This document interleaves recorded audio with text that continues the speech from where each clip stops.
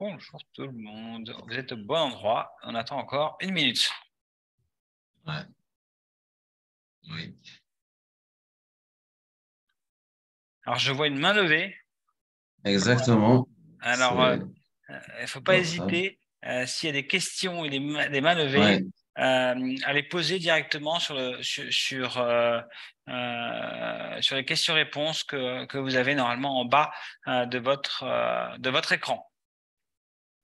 Voilà, il est 14h04. Ouais. C'est donc exactement l'heure qu'on s'était fixée pour initier ce webinaire, ce premier webinaire pour Actualia Afrique. Et donc, du coup, je vais laisser la parole à Anas, qui est le chef d'orchestre et le grand initiateur de de ce webinaire. Bonjour à tout le monde, ravi de vous retrouver dans ce premier webinaire d'Actualia Afrique. Donc, c'est un espace, ce webinaire, c'est un espace de partage et de réflexion donc, qu'on vous propose. Et donc, pour la première thématique qu'on a proposé aujourd'hui, c'est relatif au projet circulaire SBR. Donc, c'est le sujet d'actualité puisque la dernière étude d'impact s'est portée sur l'exercice 2021 et qui était sur la période fin 2022, début 2023. Donc, pour ceux qui ne me connaissent pas, donc je vais me présenter. Donc, Anas Yousfi. Donc, je suis titulaire de 3 masters en actuariat, en gestion des risques et en droit des assurances. Je suis actuaire qualifié de l'Institut des actuaires françaises et je suis certifié ARM. Donc, j'ai une expérience à peu près de 17 ans en assurance et réassurance. J'ai passé une dizaine d'années en France, notamment chez 2 groupes d'assurance, Covea et chez Crédit Agricole Assurance. Par la suite, donc, j'ai rentré au Maroc où j'ai travaillé chez un réassureur local qui s'appelle la Société centrale de réassurance, où je me suis occupé de développement des fonctions actuariales et de gestion de risque. Je passe la main à mes collègues. Bonjour, donc moi c'est Louis-Anselme de Lamaze. Donc je suis ravi de participer au webinaire organisé par Anas. On vous expliquera un peu le contexte, mais je suis associé au sein du cabinet Actualia Paris. Donc voilà, ça fait à peu près 7 ans que je suis au sein du cabinet. Et avant ça, j'ai une expérience chez Mazars Actuaria. Et avant ça, j'ai une expérience à Dauphine, puisque c'est là où j'ai passé mes études. Et je serai accompagné de Mariam. Bonjour à tous. Donc moi aussi, je suis très contente d'être avec vous aujourd'hui. Donc moi, je suis la Benjamine finalement de ce webinaire. J'ai intégré le cabinet Actualia à Paris il y a 4 ans maintenant et j'occupe un poste de consultante senior aujourd'hui. Donc j'ai fait l'école des actuaires de Strasbourg, le DUAS, et puis je suis diplômée aussi de l'Institut des actuaires français. Et je travaille au cabinet sur plusieurs sujets assez diversifiés avec des clients de toute taille. Alors, on va passer. Merci. Pardon, vas-y, Yanas. Oui, je ne sais pas si tu as des compléments par rapport à ça. Parfait. Donc, si on peut passer juste à la présentation du cabinet, et là, pour le coup, je te passe la main, en salam, pour présenter le cabinet Actualia, son ADN, sa culture et ses valeurs. Parfait, merci Yanas. Alors voilà, c'est pour ça que j'intervenais. C'était pour vous dire que et pour vous raconter un peu l'histoire du cabinet Actuelia que certains connaissent peut-être, d'autres un peu moins. Donc c'est un cabinet qui a été créé en 2013. Donc on va fêter nos 10 ans cette année. On a une grande année.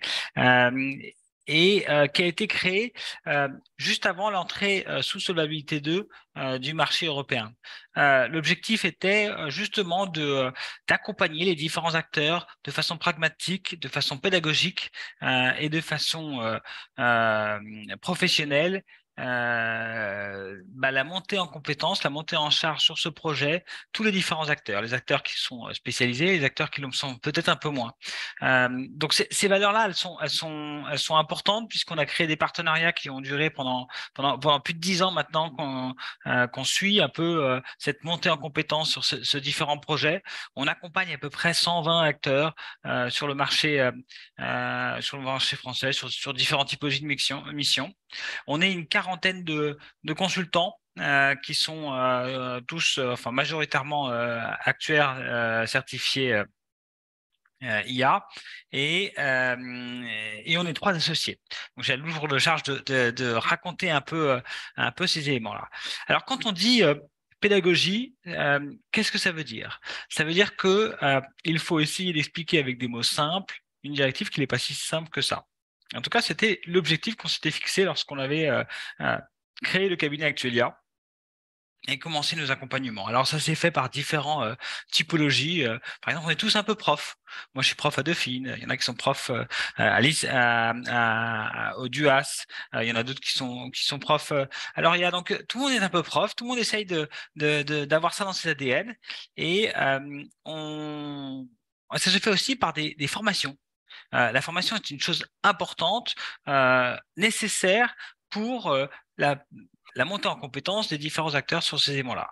Et pendant cette année que vous avez connue aussi de Covid, on s'est retrouvé dans une impossibilité de pouvoir communiquer, échanger et faire ces formations. Donc, on a mis en place ces webinaires. Finalement, on a trouvé ça assez sympa et ça nous a été redemandé de façon assez insistante de créer ces webinaires. Alors, Actuelia en Europe, on s'est dit voilà, enfin à Paris, on a fait ça maintenant depuis 3 ans et on fait à peu près un webinaire tous les mois et demi sur différents sujets d'actualité qui nous sont donnés. Pour une petite anecdote, moi-même, j'ai rencontré Actuela dans le cadre d'un webinaire qui a porté sur SBR il y a plus d'un an. Et c'était la première rencontre et le premier échange et collaboration que j'ai eu avec Actuelia. Et effectivement, c'est une valeur qui est très forte, hein. Donc, le partage et la pédagogie qui est un outil majeur une des valeurs du cabinet. Je te laisse la main. Oui, tout à Oui. fait. Du coup, si on va sur le slide suivant, on a donc, si je vais sur le slide suivant, donc on a commencé ce cabinet-là, on se développait. Alors, on a eu la chance de créer des partenariats, que ce soit au Maroc, que ce soit en Tunisie, parce que on avait des connaissances sur place et on a eu des collaborateurs qui nous ont permis de travailler. C'est comme ça d'ailleurs, comme l'a bien expliqué Anas, qu'on a commencé à travailler avec à l'époque un organisme de réassurance marocain pour lequel on avait fait un webinaire, donc une première mission de formation. On a travaillé aussi avec le régulateur, donc on travaille de plus en plus avec ce marché africain qui était en pleine croissance et qui est passionnant. Qui est passionnant parce qu'il y a plein d'enjeux, il y a plein de projets. Il y a des projets sur la santé individuelle, sur l'agricole, sur la retraite, sur les modèles des risques et de calcul et d'évaluation des risques émergents.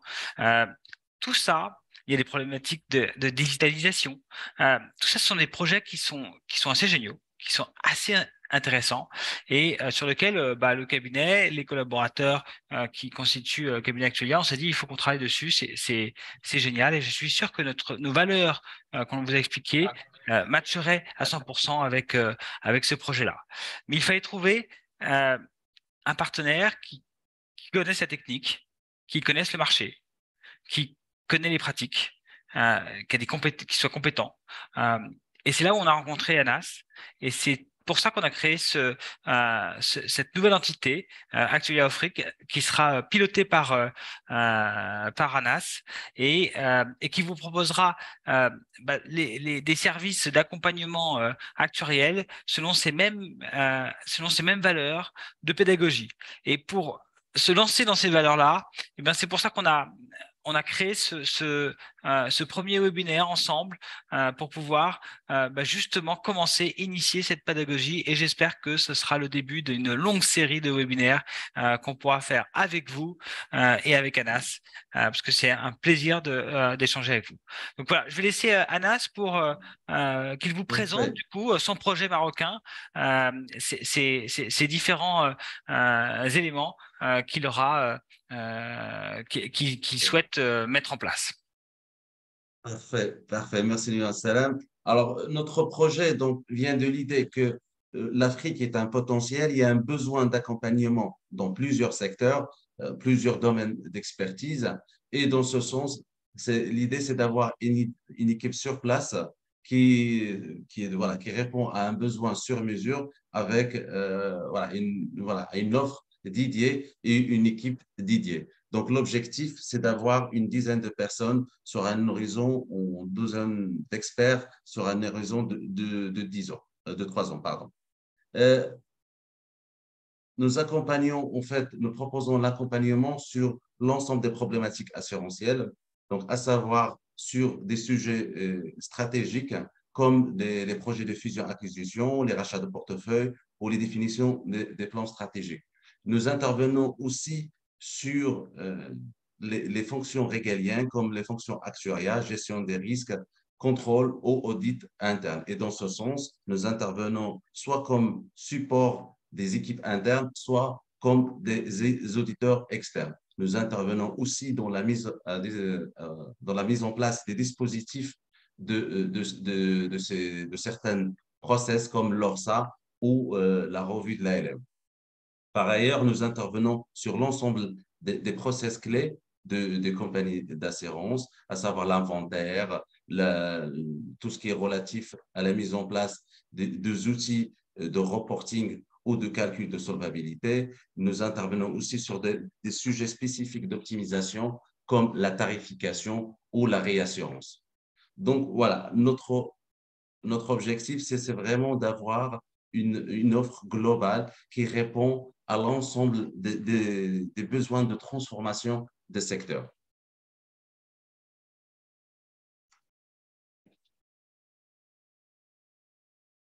Alors, dans le menu de ce webinaire, nous vous proposons de revenir rapidement sur les fondamentaux de ce projet SBR, à savoir les objectifs, les principes et la structuration de ce projet. Nous passons rapidement sur cette partie avant de passer sur le corps de sujet qui est relatif à l'étude de troisième étude d'impact. Et dans ce sens, on va rappeler quelque part les principes, les étapes par lesquelles est passé le régulateur et les certains calibrages. Sachant qu'à ce jour, en faisant ce webinaire, le régulateur est en train d'analyser le retour de marché qui était à peu près mai-février. Donc là, pour le coup, il n'y aurait pas vraiment les conclusions, mais ce serait surtout comment le marché peut porter ce sujet et comment il peut donner une suite de ce sujet. Par la suite, donc, dans cette troisième partie, nous revenons sur la vision globale du projet, sachant que les trois piliers, donc on va voir par la suite, c'est le même ensemble. Et à partir de là, il faut avoir une vision globale, une vision sur la conduite de ce projet. Et dans ce sens, nous proposons quelques pistes de réflexion, quelques pistes de travaux sur lesquelles les cabinets, c'est-à-dire les compagnies d'assurance, peuvent voilà, s'attacher voilà, à résoudre. Alors, tout d'abord, un petit rappel du projet SBR.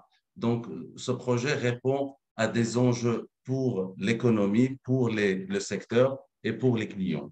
Pour l'économie, dans le sens où l'assurance est un moyen de résilience des économies. C'est un moyen de développement en Afrique et c'est un outil phare dans ce sens. Pareil, je vois des mains levées. Si, si tu, pour ceux qui lèvent la main, s'ils peuvent envoyer des messages dans questions-réponses, nous s'attacherons à répondre à la fin du webinaire. Donc, comme on disait, donc, le SBR répond à un enjeu pour l'économie à travers la résilience de ces économies, mais aussi par le fait que l'assurance est un investisseur institutionnel. Le secteur, il finance l'économie. Si on prend l'exemple marocain, les encours des acteurs de l'assurance avoisinent les 220 milliards de dirhams, soit 15% du PIB marocain. Donc, on voit l'enjeu de ce secteur pour l'économie. Le deuxième enjeu, c'est-à-dire pour les acteurs de marché, c'est d'avoir en fait les mêmes règles pour tout le monde et de mettre tous les acteurs dans le même pied d'égalité et de permettre aux régulateurs et l'ensemble des parties prenantes d'avoir une vraie lecture de la solidité financière des compagnies d'assurance ainsi que leur état financier. Et donc, quelque part, l'objectif, c'est d'avoir des acteurs solides, bien capitalisés et qui peuvent devenir des champions africains. L'enjeu pour les consommateurs, c'est aussi d'avoir une meilleure protection de leur intérêt, dans le sens où on va avoir en contrepartie, c'est en face des acteurs qui sont solides et qui respectent leurs engagements. Enfin, le régulateur, bien évidemment, il est là pour protéger les assurés et les consommateurs en définissant les règles et en respectant le respect de ces règles. Alors, en termes de principes de cette régulation, il y en a 4 principes à peu près. Donc, l'idée, il est autour du concept de risque. Nous avons une régulation basée sur les risques dans sa conception. Nous avons un moyen aussi d'inciter les compagnies d'assurance et de réassurance à mieux comprendre et à gérer leurs risques. Et nous avons aussi l'outil pour le régulateur pour mieux contrôler les compagnies d'assurance.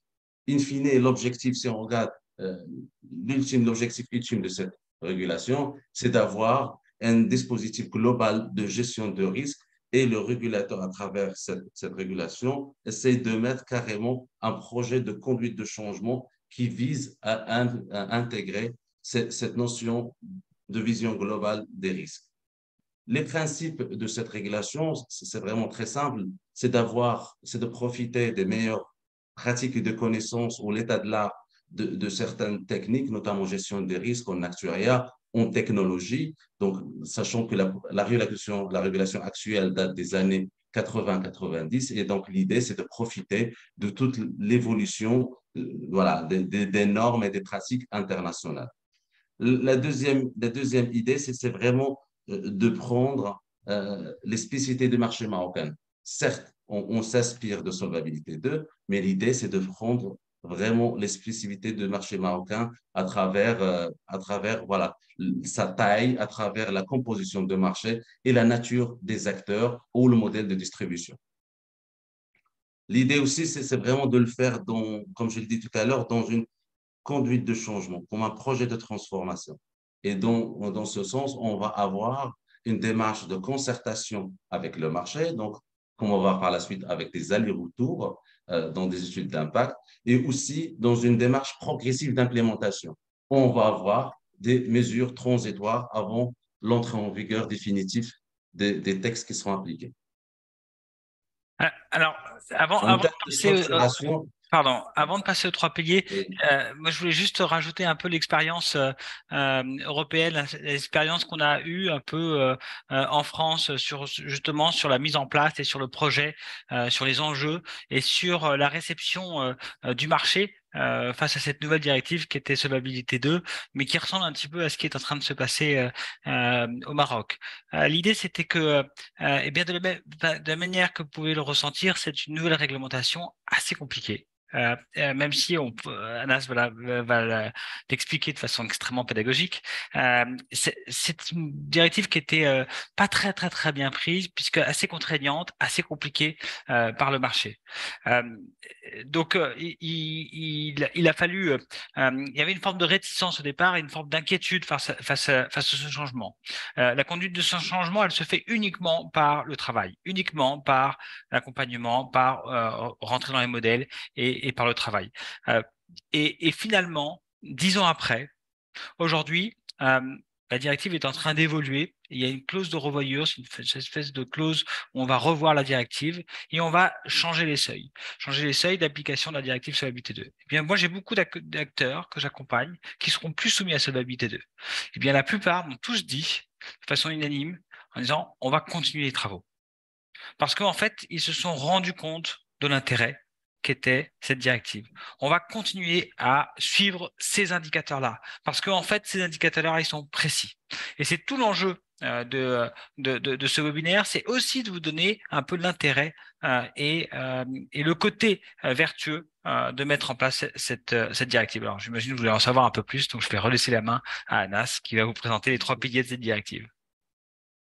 Effectivement, il y a beaucoup de sens et je te rejoins, Louis Salam, il y a beaucoup de sens dans cette réglementation et nous pensons que c'est une réglementation qui est pratique et utile pour le marché. Alors maintenant, comment ça se structure? Donc nous avons 3 piliers. Donc le premier pilier, on va trouver tout ce qui est exigence quantitative, donc relatif au calcul des exigences de capital, comme toute voilà, réglementation. Donc à l'image de ce que se fait dans le milieu bancaire. Nous avons un premier pilier donc, qui est relatif au calcul des exigences de capital. Et vu qu'on est dans une activité réglementée, c'est normal qu'il y a l'accent mis sur ce volet-là. Euh, Par rapport à ça, il y a pas que l'exigence, il y a aussi toutes les règles de calcul et d'évaluation des postes de bilan et de la richesse de l'entreprise qu'on va voir par la suite, qui sont énumérées dans cette partie. Le deuxième pilier, donc, il est relatif aux exigences vraiment qualitatives. Et dans ce sens, on va trouver les règles de la mise en place d'un système global de gestion de risque avec les différentes composantes en matière de gouvernance, politique écrite, euh, sécurité, qualité des données, sécurité des IT, sécurité IT, tout ce qui est aussi relatif au contrôle et au suivi des risques. Et donc, l'idée ici, c'est vraiment de responsabiliser les entreprises dans sa propre gestion des risques. Il y a un concept aussi très important qui fait le lien entre le pilier 2 et le pilier 1, qu'on va voir par la suite, qu'on appelle l'ORSA, donc l'évaluation en interne de la solvabilité et des risques, qui a un process qui est assez fabuleux, assez original et qui est très important pour les acteurs parce que on n'a pas que de la solvabilité de cette notion. Ça, on a aussi de la stratégie du business et ce qui est très important aussi dans cette réglementation. Après, il y a le troisième pilier. Donc, on va trouver tous les aspects qui sont relatifs au reporting, à la communication avec les parties prenantes comme les actionnaires, les assurés ou le régulateur. Et bien évidemment, l'idée ici, c'est vraiment d'avoir les mêmes clés de lecture pour tous les acteurs, quelle que soit leur origine ou leur modèle de distribution, et aussi d'avoir cette notion de transparence de marché. Il y a un principe qui est très important qui est utilisé dans cette régulation, qui est le principe de proportionnalité. Et dans ce sens, je vais laisser la main à Mariam pour nous expliquer davantage ce principe et en quoi il est intégré dans cette réglementation. Oui, merci Agnès. Alors, le principe de proportionnalité, c'est quelque chose qui a été mis en place dans le cadre de la réglementation et qui prévoit la possibilité pour un organisme d'assurance d'utiliser ce principe pour dimensionner à sa taille et à ses risques la mise en conformité et à la réglementation prudentielle. L'idée, c'est que c'est une réglementation assez exigeante. Et l'objectif est vraiment de s'assurer de sa solvabilité et d'apprendre de sa maîtrise des risques et non pas de venir écraser les plus petits organismes du marché. Donc, par exemple, en vertu du principe de proportionnalité et sous réserve du régulateur, un directeur général pourra éventuellement porter la casquette d'une fonction clé, là où ça ne serait pas forcément autorisé pour un organisme plus grand. Le point d'attention face à ce principe de proportionnalité, c'est qu'au moment de la mise en place de la régulation, ça a été un petit peu compliqué parce que tout le monde avait tendance à dire moi, je suis plus petit que celui d'à côté, donc en vertu du principe de proportionnalité, je peux ne pas répondre à cette exigence-là. Et du coup, au fur et à mesure, et ce qui a fait qu'au final, le marché a un peu pris du retard, n'était pas suffisamment prêt au moment de l'entrée en vigueur de la réglementation. Et du coup, il faut quand même porter une attention particulière à ce principe de proportionnalité et aux seuils qui seront probablement mis en place pour faire la distinction entre les différents acteurs. Merci, Mariam. Donc là, on va passer au calcul du SR ou aux exigences quantitatives. Là, pour le coup, je te passe la main. Yohann Salam. Oui, oui, tout à fait. Alors, les principes de calcul, et c'est assez important et ça nécessite du travail, ça nécessite de l'appropriation et ça nécessite de bien comprendre ces fameux indicateurs qui ont porté ses fruits euh, dans d'autres marchés. Et je pense que c'est important de bien avoir ces concepts en tête. Alors, le concept assez simple, c'est qu'on va calculer la solvabilité des organismes d'assurance. Pour calculer la solvabilité, il y a deux concepts à avoir. Un concept de richesse de l'organisme et un concept de risque, c'est-à-dire d'exposition au risque, de perte potentielle. Le concept de richesse, il s'est fait sous la création d'un nouveau bilan, qu'on va appeler un bilan économique, et qui sera généré avec une vision des provisions en best estimate et une vision de votre actif en valeur de marché. Ce nouveau bilan vous donne une nouvelle valeur de vos fonds propres et c'est ces fonds propres qui vont constituer votre richesse. En face de ça, vous allez avoir une décomposition de votre risque, une décomposition en modules de risque. Ces différents modules de risque sont chaque risque sur lequel vous êtes exposé. Lorsque vous avez des actifs, eh bien vous investissez sur des actions, sur l'immobilier, sur des obligations. Eh bien, il y a un risque sous-jacent. Eh bien, on va évaluer ce risque par rapport au marché. Lorsque vous récupérez un contrat d'assurance, un contrat santé, un contrat auto, un contrat MRH, eh bien, en face de ça, il y a des sinistres potentiels qui peuvent arriver et peut-être une volatilité en face de cette sinistralité. Eh bien, cette volatilité est un risque et donc, du coup, on va évaluer un risque selon une mesure de risque qui sera évaluée comme un risque bicentenaire et qui va vous donner une vision de votre richesse avant la survenance de ce risque et la vision de votre richesse après la survenance de ce risque. Et la différence va vous donner le besoin en capital ou, autrement dit, le SBR. Cette notion est importante. Elle est, elle est, elle est assez simple à comprendre, finalement, à suivre, puisque c'est une formule fermée. On aurait pu faire plus compliqué. Et d'ailleurs, c'est comme ça qu'a réagi le marché français. C'est-à-dire qu'il a laissé l'opportunité de dire, OK, ça, c'est vos propres risques en fonction de votre exposition, de votre histoire, de vos partenaires, de votre business. Et donc, du coup, chacun va avoir sa propre évaluation du risque. Et donc, on va définir une métrique. La métrique sera le risque bicentenaire, mais on va laisser l'opportunité à chacun des organismes de potentiellement construire leur projet, construire leur modèle interne. Ce modèle interne, c'est à peu près. Alors moi, j'ai beaucoup travaillé sur le modèle interne d'acteurs comme Generali, comme Groupama, un peu sur Score, un peu sur AXA. Donc j'ai travaillé sur quelques modèles internes en France. Et ces modèles internes, j'ai une métrique pour Generali, pour Groupama, c'était 40 actuaires pendant 4 ans qui ont travaillé sur ce modèle, sur la création de ce modèle, sur la documentation, la justification, l'appropriation. Donc, c'est du travail. Ça, c'est certain. En revanche, il y a eu un vrai intérêt. Et donc, ce sujet-là, c'était la première possibilité. La deuxième possibilité, c'était de laisser une formule qu'on avait appelée une formule standard, qui définit de façon assez standard les risques tels qu'ils peuvent être exposés, comme chacun peut être exposé. Ça, c'est un peu plus simple. Il y a des outils d'ailleurs qui le font. Mais la plupart du marché, c'est créer ses propres outils. La plupart du marché a voulu s'approprier ce risque-là, s'approprier ces indicateurs. Et ça, c'est le marché français. Alors, comment ça se passe sur le marché marocain? Le marché marocain, aujourd'hui, on est dans la construction de cette directive, sur la construction des exigences réglementaires, sur le calibrage même de ce risque-là. Et donc, du coup, tout ça, c'est piloté sous forme de projet par l'autorité de contrôle, votre autorité de contrôle qui vous donne au fur et à mesure un peu plus de précision sur les exigences de la directive qui sera en place. Alors, on n'a pas le calendrier précis, mais on y verra un peu et un peu plus précisément. Ce que l'on sait, c'est que aujourd'hui, la CAPS vous envoie une feuille Excel, vous envoie une formule standard pour pouvoir calculer ces exigences, calculer ce bilan économique et calculer ces BC Estimate, calculer ce calcul de SBR. Ça, c'est quelque chose d'assez important parce que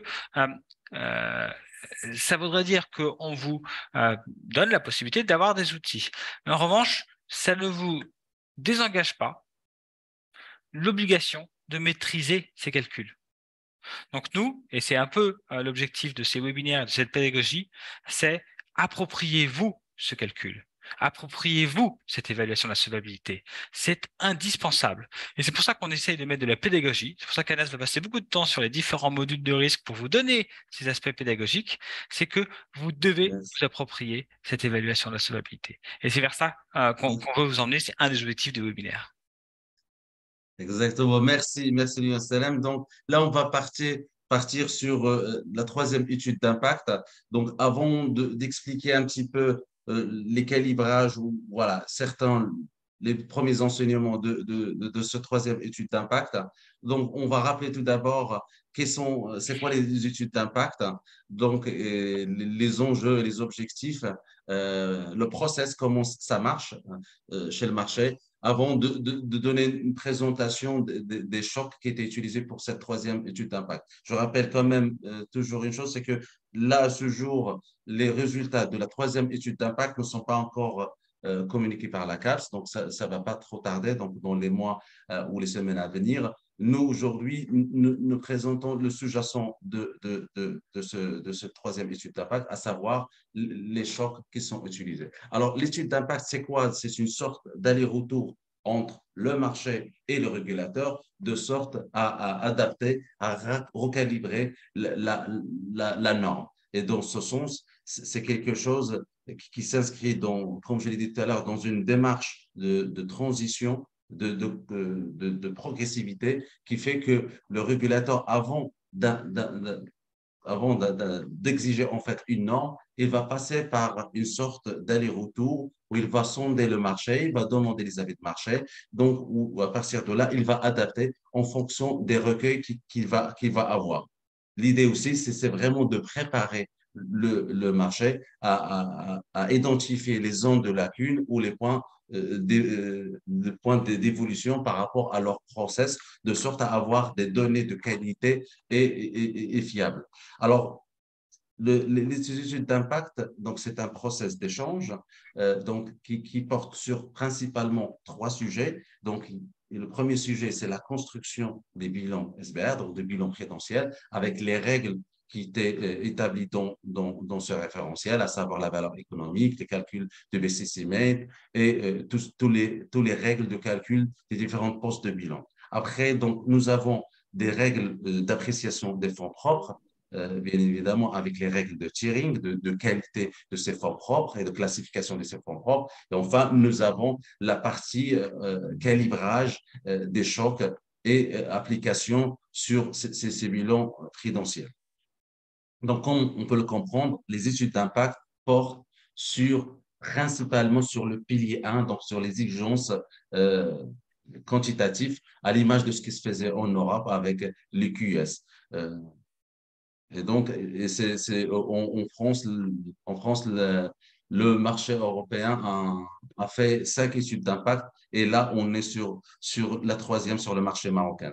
Donc, c'est la première, donc c'est la troisième, donc forcément, ça veut dire qu'il y a une première et une deuxième. Donc, la première étude d'impact donc, date de 2018 et qui a porté sur l'exercice 2017. Et donc, l'objectif, on va dire, l'accent qui était mis sur ce premier exercice, c'était sur le calcul de BCCME, le calcul des provisions. Je crois que toutes les compagnies se sont concentrées à avoir appliqué les règles, à appliquer l'actualisation sur leurs provisions pour voir l'impact de cette vision économique. Sachant que nous n'avons pas un marché homogène, pardon, puisque nous avons plusieurs typologies d'acteurs. On a des acteurs qui font partie de multinationales, où ils ont déjà cette culture de calcul ou d'évaluation économique des provisions. Des acteurs, on va dire, qui sont cotés, où là, c'est pareil, ils avaient quand même quelques règles ou normes comptables, comme les IFRS 4, et nous avons la troisième catégorie, qui était voilà, des acteurs locaux, et là, pour le coup, c'était un petit peu plus compliqué. Donc, voilà. Donc, l'idée de marché, c'est vraiment d'imposer les mêmes règles pour l'ensemble des acteurs. Et quelque part, c'était aussi de commencer à calibrer la marge de risque. La deuxième étude d'impact, donc, qui a porté sur trois exercices, 2017, 2018 et 2019, et qui était lancée en 2020. Et donc, dont l'objectif, c'était d'avoir voilà, l'ensemble des postes de bilan. Donc là, dans la première étude d'impact, nous avons un projet de bilan prudentiel. Dans la deuxième étude d'impact, nous avons vraiment les fixations techniques, on va dire plutôt finales, pour le calibrage du bilan prudentiel. Et bien évidemment, le régulateur a profité de cette occasion pour recueillir les informations et de calibrer les chocs qui fait l'objet, en fait, de la troisième étude d'impact qui était lancée en fin 2022 et qui était finalisée, bon, qui était dans les retours de marché, étaient prévus en février 2023. Donc, bien évidemment, comme je l'ai dit, la troisième étude d'impact, c'était destiné, focalisé sur les chocs. Et donc, c'est ce qu'on va voir par la suite. On va voir quelques prismes des résultats qui étaient présentés pour l'exercice 2019. Alors, comme l'a dit Luyan Salam, c'est un choix qui était vraiment judicieux de la part du régulateur. C'est la construction d'une maquette ou un outil qui était proposé au marché et qui est donné, partagé avec les acteurs pour chaque étude d'impact. Et comme ça, cet outil était évolutif puisque à travers en fait les études d'impact, nous avons plusieurs améliorations ou voilà plusieurs avec qui se rajoutent en fonction de l'évolution de l'exercice. Et donc, bien évidemment, pour la troisième étude d'impact, nous avons eu un nouveau pavé qui était relatif au choc qui était le choc du SR.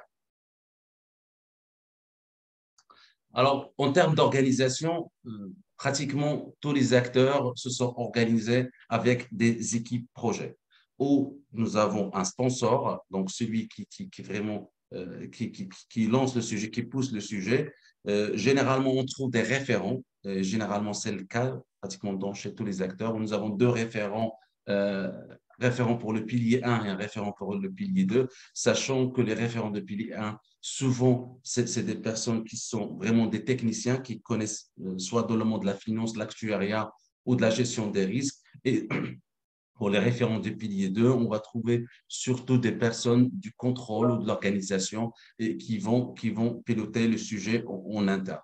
Alors, en termes d'organisation, donc souvent, c'est des équipes qui regroupent des référents de plusieurs fonctions, puisque c'est le projet et même les données qui sont utilisées dans le pilier 1 pour les études de capital ou les études d'impact, c'est assez transverse. On a plusieurs types de données d'inventaire, donc qui font appel à des financiers, des données de placement qui font appel à des finances, c'est-à-dire à des équipes placement, des données de réassurance, des données comme je dis, de techniques, comme de prestations, de clients, de données clients et des données triangulaires.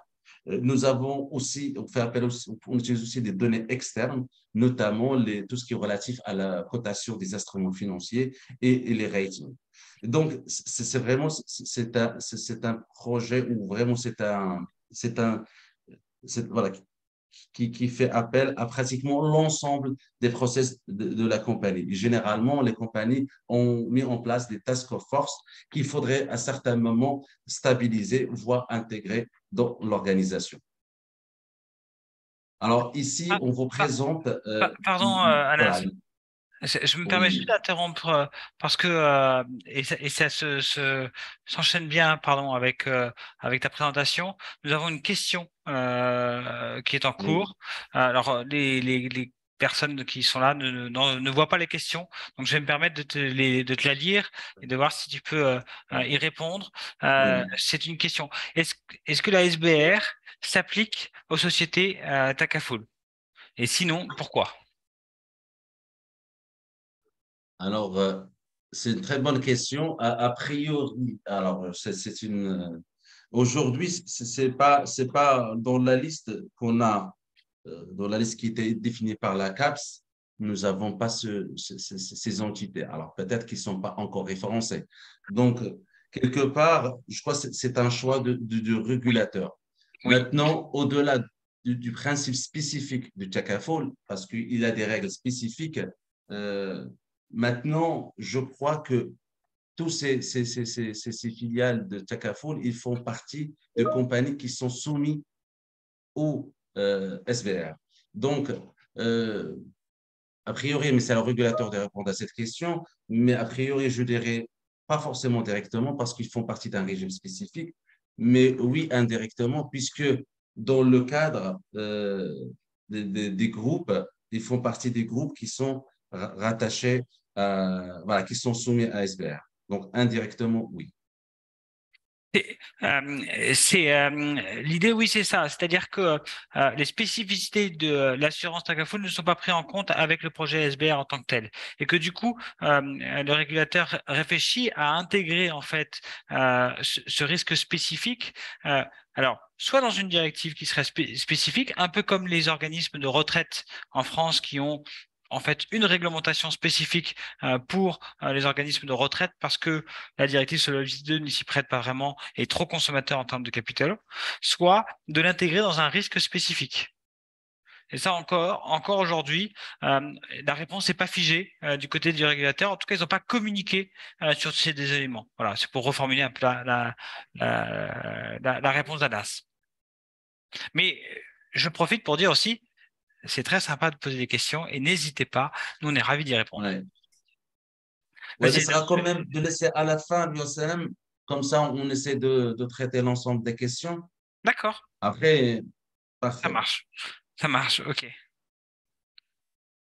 Alors, sinon, donc là, donc, comme je l'ai dit tout à l'heure, donc les études d'impact, la troisième étude d'impact porte principalement sur les chocs. Et donc, ce qu'on peut communiquer ici, c'est vraiment les chocs appliqués sur l'exercice 2019 et donc sur les résultats, en fait, les résultats qui étaient remontés dans la deuxième étude d'impact et qui sont appliqués sur le marché marocain. Et l'exercice qu'on fait ici, c'est vraiment de comparer le profil de risque du Maroc par rapport au profil de risque en Europe, en France, tout en faisant une petite analyse comparative du SBR versus solvabilité 2. L'idée ici, l'objectif, ce n'est pas vraiment de faire une analyse détaillée des deux marchés ou d'une analyse comparative parce qu'on est sur des différences quand même qui sont assez énormes. L'idée, c'est juste d'avoir des clés de lecture ou le principal voilà, enseignement par rapport à ce deux marchés et ce deux régulations. Donc, sur la partie gauche, nous avons le marché marocain et donc le profil de risque qui était communiqué par la CAPS. On voit clairement la prédominance de risque de marché dans ce profil de risque. Alors, la particularité du SBR aussi, c'est qu'il prend en compte aussi le risque de concentration qui fait partie d'un seul module à part versus le marché en Europe où nous avons ce risque, il est intégré dans le risque de marché. Donc, première conclusion, c'est vraiment la prédominance de risque de marché, puisqu'il regroupe ici vraiment le deux tiers du profil de risque. La deuxième conclusion qu'on peut avoir, c'est par rapport au risque de souscription, où sur le marché marocain, nous avons la prédominance de risque de souscription non-vie par rapport au marché français. Alors, cela s'explique par la vision aussi de stock des provisions et aussi la vision de primes. Donc, si on fait une analyse comparative des deux marchés, on voit bien que le stock de provisions sur le marché français, il est tiré par, par le stock vie, donc où il constitue à peu près 91%, alors que le marché marocain, il est à 56% de marché de produits non vie, de vie, pardon. Et donc, on voit quelque part, et encore ça, c'est des pourcentages qui ont évolué fortement ces dernières années avec l'évolution de l'assurance vie au Maroc. Il y a encore quelques années, le pourcentage des provisions vie il était encore plus faible, sachant que, comme on sait, on vit, nous avons des engagements qui sont assez lents versus la non-vie où on a à moins quelques branches, nous sommes généralement sur des branches qui sont assez courtes, assez courtes. Et donc, il fait qu'effectivement, en stock de provisions, généralement, en fonction de la maturité du marché, on va avoir des stocks de provisions vie et non-vie qui sont pas identiques. Donc, la troisième conclusion qu'on peut tirer de cette analyse comparative, c'est le poids de la diversification. Donc, sur le marché marocain, nous avons un effet diversification qui est très important versus solvabilité 2 et le marché français. Alors, ça, c'est quelque chose qui va se traduire dans les matrices de corrélation entre les différents modules et ce module de risque. Et dans ce sens, euh, je crois que l'objectif de régulateur, et je trouve que c'est vraiment du bon sens, c'est de mettre plus d'incitation dans la diversification des risques. En termes de structuration, nous avons aussi quelques éléments, on va dire, d'absorbateurs des chocs qui sont admis dans la régulation marocaine, notamment tout ce qui est impôt différé et tout ce qui est relatif à l'absorption des pertes par les provisions techniques. On trouve à peu près les mêmes poids sur le marché français. Sur le marché marocain, on n'avait pas la décomposition entre les deux leviers. Donc, mais grosso modo, on trouve à peu près des choses qui sont équivalentes en matière de poids de ces absorbateurs. Maintenant, si on zoome, en fait, on zoome sur en fait, le risque qui est le plus important, c'est qui est le risque marché. On trouve que quelque part, il y a d'autres disparités qui ne se reflètent pas dans le profil global, qui est à savoir que sur le marché marocain, on a une prédominance de risque action sur ce risque de marché. Alors là pour le coup, on est sur des disparités aussi en termes de traitement et d'exposition. Sur le marché français, on est sur des expositions assez faibles en termes des actifs risqués et en termes d'actions. Et versus le marché marocain, on a des acteurs qui sont fortement exposés sur l'action, puisque si on regroupe les deux catégories que nous avons, les actions cotées et non cotées, on est plus de 45%.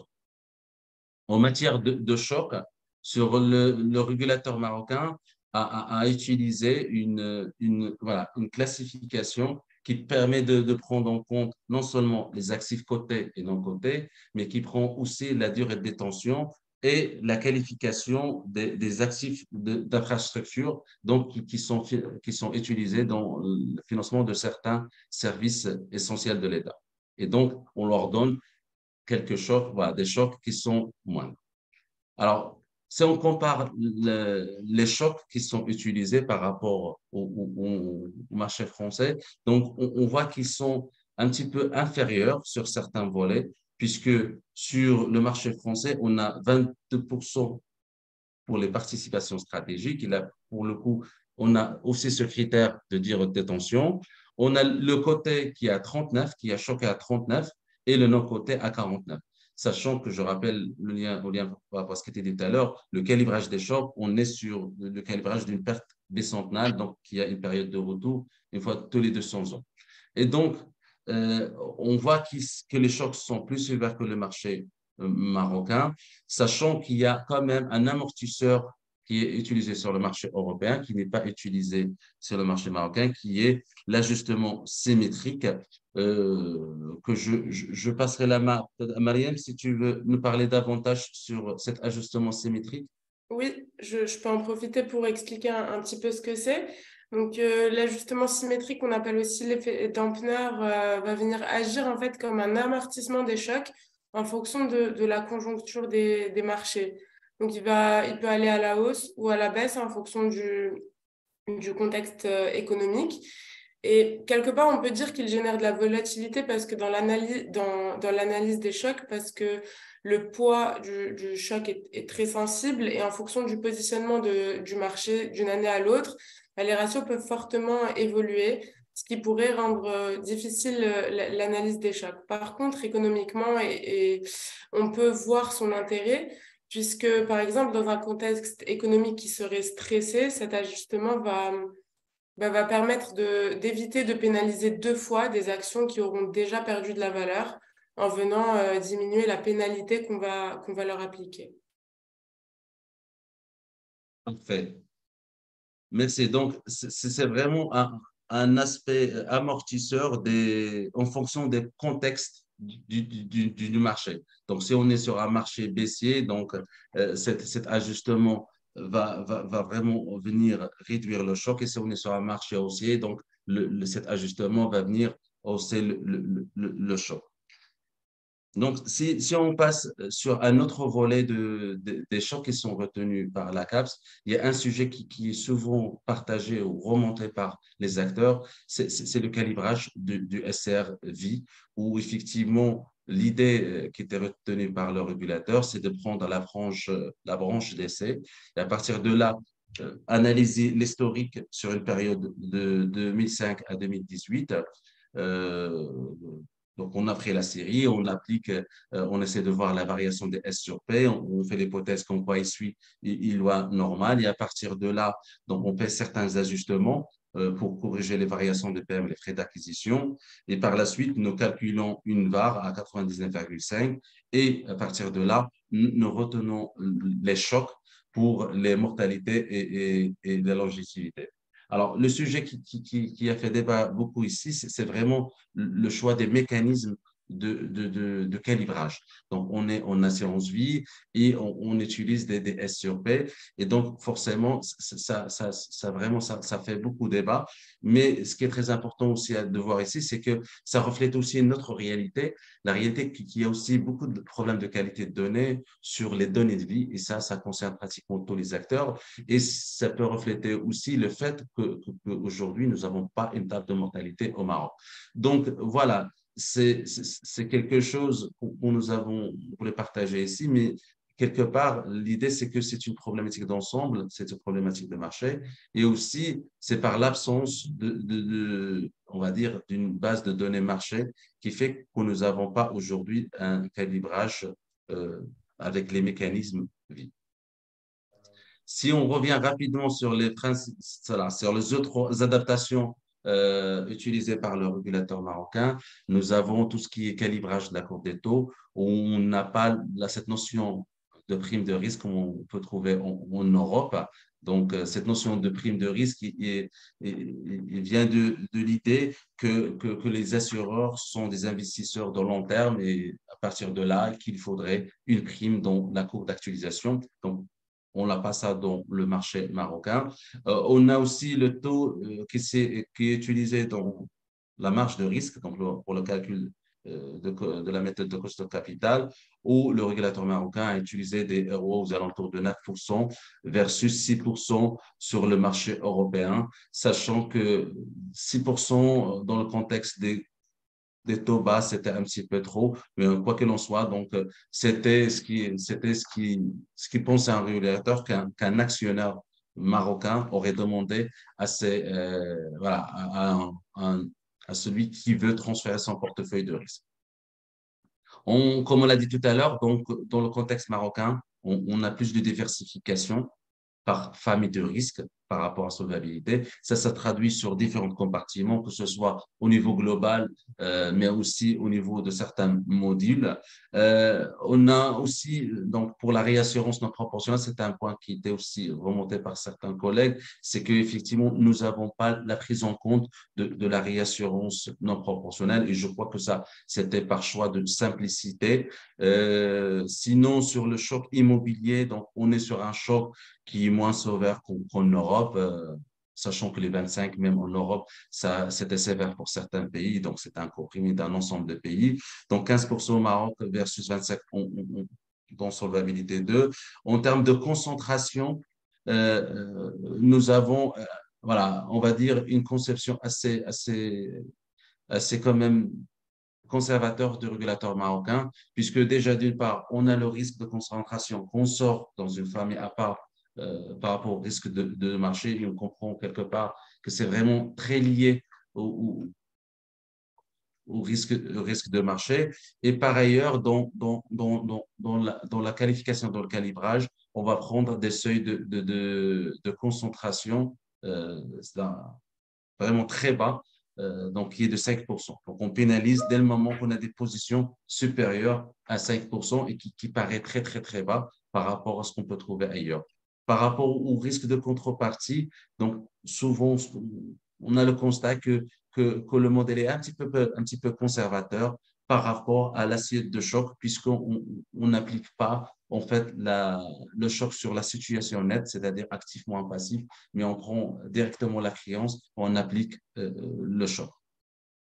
Par rapport au risque opérationnel, le régulateur marocain a retenu une méthode qui prend en compte un pourcentage du basic SCR versus euh, quelque chose qui tient en compte le volume d'activité en Europe. Et donc, nous trouvons que le régulateur marocain c'est vraiment fait le bon choix là-dessus, puisqu'il prend même le risque opérationnel, c'est un pourcentage des risques encourus et non pas en fonction du volume d'activité. Donc, quoi que l'on soit, voilà, sur les choix techniques et les calibrages techniques, ce qu'on peut dire en conclusion, c'est que, grosso modo, je crois le régulateur marocain a trouvé le bon dosage entre la justesse, le pragmatisme et aussi la simplicité de cette norme, puisque effectivement, nous avons un cadre globalement qui tient la route, qui, en termes de représentation, ça reprend les principaux risques et c'est quelque chose voilà, qui permettra d'avancer le marché tout en prenant ou respectant les principes sous-jacents qu'on a parlé tout à l'heure. Sachant que l'essentiel, je crois même pour l'ensemble des acteurs, c'est vraiment d'avancer, de se mettre en marche au-delà de ces calibrages ou petits détails qui peuvent être d'ailleurs revus petit à petit avec l'évolution dans ce projet. Alors maintenant, quels sont les enseignements qu'on peut partager avec le marché ou quelles sont les actions qu'on peut mettre en interne?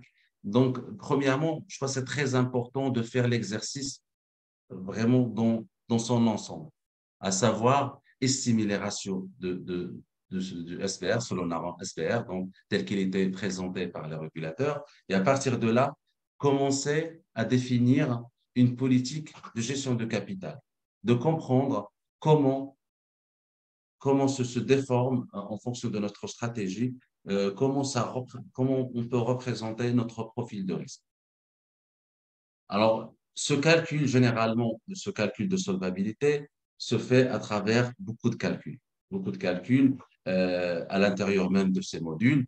Et donc, quelque part, il est très important de décommenter les choix techniques. Le régulateur l'a demandé, et généralement dans les études d'impact, il demande de renvoyer les explications les choix techniques qui sont utilisés par les compagnies d'assurance. Et donc, là, c'est très important, même en interne et dans les comités internes, de savoir s'il s'agit d'un choix d'actuaire ou une obligation réglementaire par rapport à certains éléments techniques. Une des actions aussi qu'on peut mettre en interne, c'est l'automatisation des process de collecte des données. Donc, le process de collecte des données de ces études d'impact est assez lourd puisque, comme on l'a vu tout à l'heure, donc ça intègre beaucoup de métiers et beaucoup de types de données. Donc, c'est très important d'automatiser à certains moments ce process, puisque ça permet d'avoir un gain en termes de temps, mais aussi d'avoir un gain en termes de risque opérationnel. Il est très important de contrôler et auditer les calculs réalisés, puisque voilà, c'est un process qui est assez lourd, qui fait appel à plusieurs composantes, le calcul de best estimate, le calcul de certains postes de bilan, la réserve de réconciliation, le calibrage des chocs. Bref, on est sur un process qui fait vraiment assez lourd. Et donc, là aussi, c'est pareil, ne serait-ce que pour une première fois, ça serait important de le faire, voilà, de le faire auditer ou de contrôler par une entité externe. Par ailleurs, en faisant cet exercice, il est important d'identifier les premières pistes d'optimisation de cette marge de solvabilité. Donc, ça peut être lié à votre allocation stratégique, ça peut être lié à votre réassurance ou ça peut être aussi dans votre stratégie de développement de votre business. Il est très important aussi dans cet exercice ou vraiment dans les travaux des piliers 1 vraiment de s'approprier le process. Et dans ce sens, il est important de calibrer les chocs SBR avec les données internes pour voir ce que ça donne. Et peut-être aussi lancer dans le même sens la réflexion sur le profil de risque spécifique de la compagnie. Compte tenu vraiment de l'ensemble des éléments techniques qui sont fournis dans les études d'impact, il est très important d'interagir avec le régulateur. Donc, il ne faut pas hésiter à revenir vers le régulateur s'il y a des difficultés ou des points en suspens, d'échanger sur les calibrages et les spécificités, vos spécificités, sachant que dans les troisième études d'impact, la fédération a fait un travail qui est fabuleux puisqu'il a collecté, il coordonne les retours avec le marché, mais il ne faut pas hésiter aussi à aller voir directement s'il y a besoin.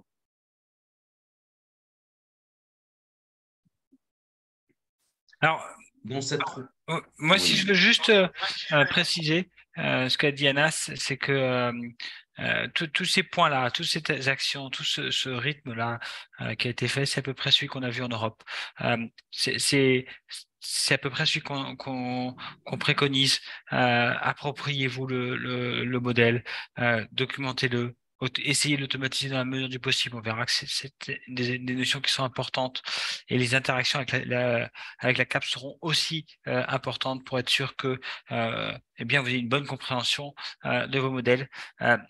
C'est beaucoup de travail, c'est beaucoup d'enjeux et ça se fait pas au dernier moment.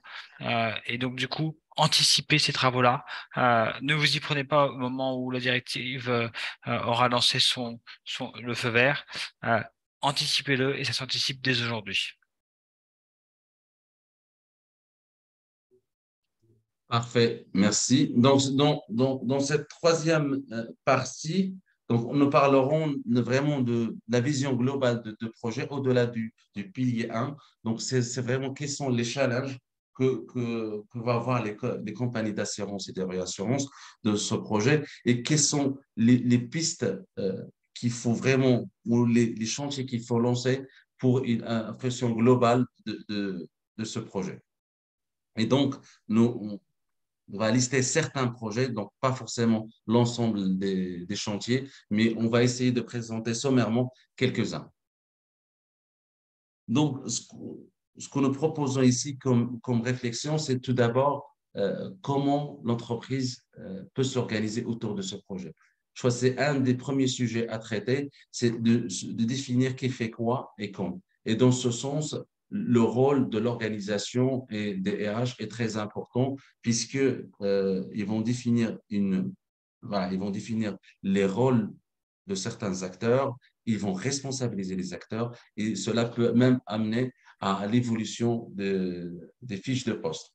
Et donc, c'est vraiment l'appropriation, on va dire, de l'organisation de cette régulation est très important pour la bonne organisation. Et donc, c'est très important d'avoir les fonctions clés, c'est très important d'avoir les comitologies et c'est très important aussi de définir ses responsabilités.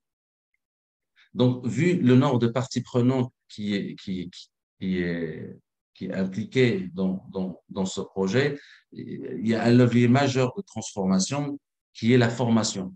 Euh, donc, et la formation, ça va concerner l'ensemble des parties prenantes, des administrateurs, puisqu'ils doivent comprendre comment on va faire le pilotage de la compagnie avec cette nouvelle réforme. Il y a aussi la notion de système de gestion des risques où la responsabilité ultime incombe aux administrateurs. Donc, c'est très important de faire comprendre aux administrateurs à quoi sert cette réglementation. Il y a aussi les dirigeants dans le sens où ils vont naviguer avec cette contrainte réglementaire, ils doivent les respecter, ils sont les coordinateurs de ce système de gestion des risques. Il y a les responsabilités des fonctions clés, dans ce sens, c'est vraiment les preneurs ou on va dire les intervenants, les acteurs sur ces volets-là, où là, pour le coup, là aussi, il faut les monter en compétences. Après, il y a toutes les équipes opérationnelles qui participent de loin ou de près à l'alimentation des différentes composantes de ce projet. Il y a ce chantier de la qualité de données qu'on va dire, c'est vraiment le sujet en Afrique.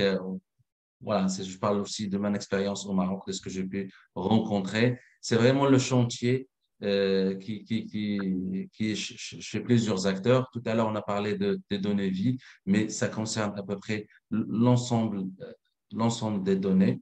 Et c'est vraiment, si on revient sur la troisième étude d'impact, je crois sur les trois quarts du temps consacré à cette étude d'impact, le taux était consacré à la collecte et à la fiabilisation, donc qui a laissé peu de temps à l'analyse des données. Et c'est ça, je crois que le challenge dans les prochaines en fait, itérations des études d'impact, c'est vraiment d'automatiser ce process et d'améliorer ou de penser ou de commencer à penser le dispositif de qualité de données.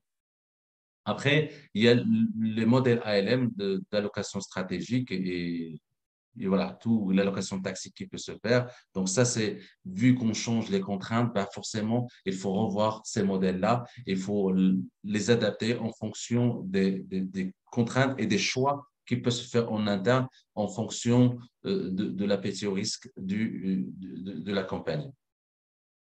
Il y a aussi un sujet qui est très important, c'est de commencer à réfléchir sur le système actuel que vous avez comme existant et commencer à l'évaluer et dans le même sens, commencer à penser votre vision, votre trajectoire sur une vision cible de ce système de gestion des risques.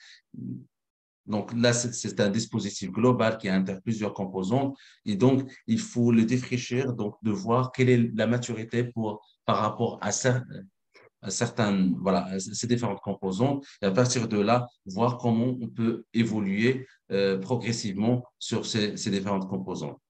Après, finalement, donc par rapport à l'ensemble de ces éléments-là, ce qu'on peut partager ici, c'est vraiment par rapport à cette régulation, c'est vraiment c'est une opportunité de transformation. Il faut vraiment l'attirer, c'est-à-dire l'apprendre et guider l'entreprise dans ce sens à travers les différents chantiers qui peuvent amener à une certaine efficience opérationnelle.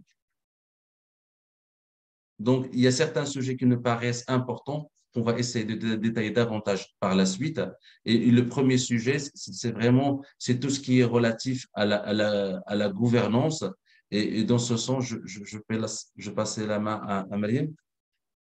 Oui, donc Anas en a très bien parlé. Parmi les objectifs de la réglementation, on retrouve au sein du pilier 2 celui d'organiser, de tester et de piloter sa solvabilité. Tout ça, ça se fait notamment à travers la définition d'un système de gouvernance qui va être renforcé et organisé et du coup dans lequel on va identifier plusieurs instances de gouvernance, plusieurs acteurs au sein de chaque organisme. Parmi les acteurs du système de gouvernance tel qu'il est défini, on va retrouver l'organe d'administration, de gestion et de contrôle qui correspond le plus souvent au conseil d'administration et au directeur général, mais aussi les fonctions clés, le système de gestion des risques et le système de contrôle interne. Donc, tous ces acteurs vont œuvrer à la gouvernance de l'organisme et doivent également répondre à des exigences de compétences et d'honorabilité. Donc, compétences qui vont être soit individuelles, soit collectives en fonction des responsabilités portées par chacun, et des exigences d'honorabilité et d'intégrité. Qui vont être, par exemple, de ne pas avoir de casier judiciaire, etc., et de ne pas être fiché pour des délits judiciaires, etc. Afin de, dans le cadre toujours de cette directive et pour définir ce référentiel et ce système de gouvernance de façon assez détaillée quand même, on va avoir des politiques écrites qui vont venir définir le rôle et les responsabilités de chacun. Pour ce qui est des fonctions clés, donc elles vont être au nombre de 4. La fonction clé actuariat, la fonction clé conformité, la fonction gestion des risques et enfin la fonction audit interne. Chacune d'entre elles va se rapporter à un unique responsable en interne au sein de l'organisme et va avoir une totale indépendance dans leurs travaux et pourront être à tout moment sollicités ou solliciter les administrateurs pour mener les sujets sur des projets sur leur sujet de prédilection, sur leur sujet précis. Donc voilà, ensuite pour le reste des acteurs de cette gouvernance, on a identifié également le système de gestion des risques et le contrôle interne. Le système de gestion des risques, lui, va avoir pour but d'aider la fonction clé gestion des risques et concerne l'ensemble des risques de l'organisme. Et le système de contrôle interne, lui, est spécifique. C'est un dispositif de contrôle spécifique aux risques opérationnels. Les risques opérationnels, pour rappel, ça correspond à tous les risques qui vont émaner de dysfonctionnements ou d'erreurs humaines en interne. Face à cela, on identifie également un comité des risques qui, lui, va avoir pour objectif, entre autres, de valider, par exemple, l'ORSA dont parlait Anas tout à l'heure et va traiter de tous les risques qui auront été identifiés. Donc, les risques liés à la souscription et au provisionnement, à la gestion active-passif, au placement, à la réassurance, les risques opérationnels aussi et les risques liés à la liquidité. Voilà, je ne sais pas si Anas ou l'ensemble, vous voulez rajouter quelque chose. Parfait. Merci, merci. Donc là, par la suite, on fera un zoom particulier sur la qualité de données, puisque c'est un sujet majeur par rapport à notre contexte. Et Youssef, je te passe la main sur ce sujet. Tout à fait. Alors, la qualité de données, c'est un vaste sujet. Moi, j'adore ce sujet-là parce qu'il est extrêmement transverse. Il permet de parler avec plein de monde. Et donc j'adore ça. Alors ça permet aussi de fiabiliser un peu évidemment la communication financière qu'on peut faire. Ça permet aussi de sécuriser et maîtriser un peu le pilotage parce qu'on n'a pas des variations qui sont dues à peut-être des mauvaises compréhensions de données, mais vraiment des vraies notions du risque. Et ça permet évidemment de gagner en efficacité parce que comme Anas l'a dit, eh bien si on n'a pas une bonne qualité de données, eh bien on perd énormément partie de son temps à contrôler, à vérifier et à sécuriser les données. Et donc, on perd en efficacité opérationnelle. Alors, le projet qualité de données, il est plutôt mature aujourd'hui en Europe. Ça n'a pas été au moment où on a construit la directive Solvabilité 2. Ça n'a pas été au moment où Solvabilité 2 est arrivé. Donc, il se construit par une documentation, par une architecture des flux de données qui soient suffisamment automatisés, par une documentation des différentes données qui sont utilisées dans le cadre de la directive, cette gouvernance autour de cette qualité de données et ces contrôles sous-jacents. Alors, le retour d'expérience que je peux vous donner, c'est ce qui s'est passé un peu en Europe. Alors, ça s'est passé par communication de la CPR, hein. Donc l'autorité de contrôle qui, pendant ces exercices préparatoires, demandait un petit peu des états des lieux sur la qualité des données dans le cadre de différents contrôles. Et elle a fait courant 2016, il me semble que c'était ça, donc juste après la mise en œuvre de la directive Solvabilité 2 en France, elle a publié sur un état des lieux du marché, précisant toutes les lacunes du marché. Ça a été assez violent parce que le constat était très mauvais. Il y avait beaucoup de manques, beaucoup de retard par rapport à un objectif cible. Finalement, il ne s'est pas passé grand-chose pendant, je dirais, 5-6 ans. puisque après, on n'a pas eu d'autres communications qui ont été faites spécifiques sur la qualité de données. Il y avait toujours ce fil rouge qui était rappelé en disant attention à la qualité de données, attention à la qualité de données, mais sans vraiment donner plus de précision. Euh, euh, Peut-être parce que les acteurs avaient commencé, peut-être parce que le sujet était compliqué, peut-être parce que finalement ils avaient vu d'autres complexités liées à la technique, liées au calcul, ou d'autres complexités liées à la gouvernance, donc d'autres complexités par rapport à d'autres projets, comme l'a expliqué Mariam. Euh, ce qui est sûr, c'est qu'aujourd'hui, euh, la dynamique a complètement changé. Le régulateur a communiqué sur le retard du marché 4 ans après sur la qualité de données. Et là, pour le coup, n'a pas communiqué en disant «Oh, ce serait bien que vous améliorez», a communiqué comme un état d'alerte du marché sur le niveau de maîtrise et sur le niveau de la qualité de données. Et a été relativement sévère. Moi, j'ai eu droit à des capital add-on. En fait, ce ne sont pas vraiment des capital add-on.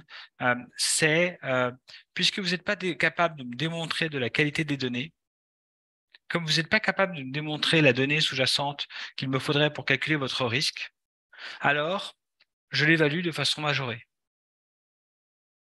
Puisque vous n'êtes pas capable de me justifier par une qualité de données adéquate que le risque vaut 100, alors moi je vais utiliser des paramètres, utiliser des données qui sont prudentes et je vais considérer qu'il vaut 150. C'est un exemple. Et ça, c'est extrêmement néfaste pour le ratio et c'est extrêmement pénalisant. Et ça, c'est un retour d'expérience qui date de quelques mois, quelques années sur le marché français.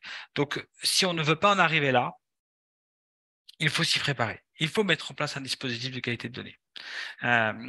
Et aujourd'hui, on sait, on a du recul suffisant pour pouvoir savoir ce qu'il faut. On a les outils qui existent sur le marché pour pouvoir le faire. On a l'expérience pour pouvoir le faire. Nous, on a eu la chance de pouvoir le voir sur le marché français. Je sais que Anas, dans ses expériences passées, a beaucoup discuté. Il a eu aussi l'expérience de pouvoir travailler sur ces sujets-là, puisque en fait, il avait déjà un acteur qui nécessitait de faire tourner enfin, il était chez un acteur qui nécessitait de faire tourner son calcul de SBR et donc du coup avait compris l'importance de la qualité de données. Et donc il a mis en place ces projets-là. C'est des projets qui sont d'ampleur, c'est des projets sur lesquels il ne faut pas se tromper, et donc ça nécessite une vraie expertise et une vraie expérience sur ces sujets-là. Mais ne le négligez pas et le prenez pas au dernier moment. Si je peux me permettre, c'est vraiment le nerf de la guerre sur ce sujet-là. Et il ne faut pas le voir comme un sujet spécifique de solvabilité, c'est un sujet d'entreprise et c'est vraiment, ça impacte tous les métiers.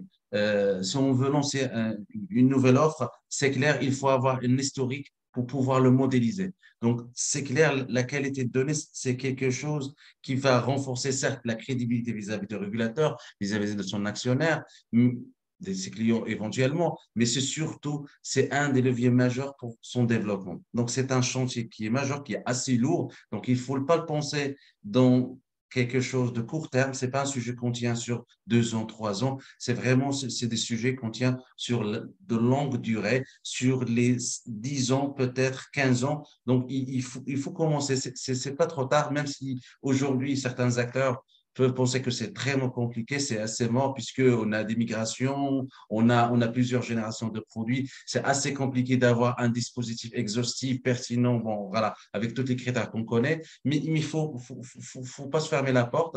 Il ne faut pas faut pas se fermer sur le futur et aussi d'ambitionner de la création d'un dispositif ou d'un entrepôt donné qui soit un petit peu exhaustif et qui répond à tous ces critères-là. Et je veux terminer par un point sur ce sujet-là, c'est que tous ceux qui vont vraiment réussir à penser ce dispositif auront la possibilité demain de bien modéliser leurs risques. Et ceux qui vont réussir à modéliser, ils vont réussir à intégrer ça dans leur prédécision et d'avoir des positions dominantes sur le marché. Donc, c'est un point très important pour réussir sa transformation. Et donc, là, pour le coup, je passe à un autre point, mais comme je l'ai dit tout à l'heure, donc, qui était relatif à l'ORSA, mais on va présenter sommairement puisque on a déjà dérivé en termes de timing. Donc, je vais passer rapidement sur l'ORSA. Donc, qui fera peut-être l'objet d'un autre webinaire. C'est un sujet qui est passionnant, qui est stratégique hein, et c'est ça. Je crois que même les dirigeants aiment beaucoup ce sujet, puisque ce sujet, c'est vraiment, on combine la stratégie avec l'actuariat, avec le monde de la finance, et tout le monde peut se faire plaisir dans ce sujet-là, puisqu'on a le projet d'entreprise sans PMT sur lequel on va griver un cadre d'appétit au risque avec aussi une déclinaison de cette appétence au risque par famille de risque et aussi par branche d'activité. Et donc, à chaque fois, pour chaque niveau, il faut définir des limites de risque, des limites d'acceptation, de tolérance, ou encore définir des seuils d'acceptation, de tolérance ou de zone cible. Et donc, c'est vraiment un cadre qui est global et qui est prospectif. Et si on veut vraiment schématiser ou vraiment pour initialiser le process, donc là, dans ce slide, vous avez vraiment les 6 étapes clés par lesquelles il faudrait passer pour initialiser ce process, sachant que voilà, c'est quelque chose qui reste itératif. Donc, on essaie chaque année d'améliorer petit à petit les choses pour arriver à quelque chose qui tient la route après un cycle de 5 ans. Donc, pour initialiser le process, on commence toujours par la définition de la stratégie. Qu'est-ce qu'on veut faire?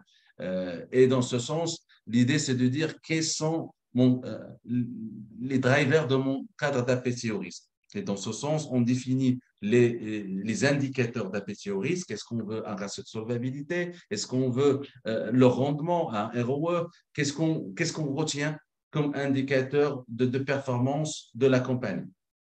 À partir de là, donc on essaie de voir en quoi notre profil de risque s'écarte par rapport à la formule standard.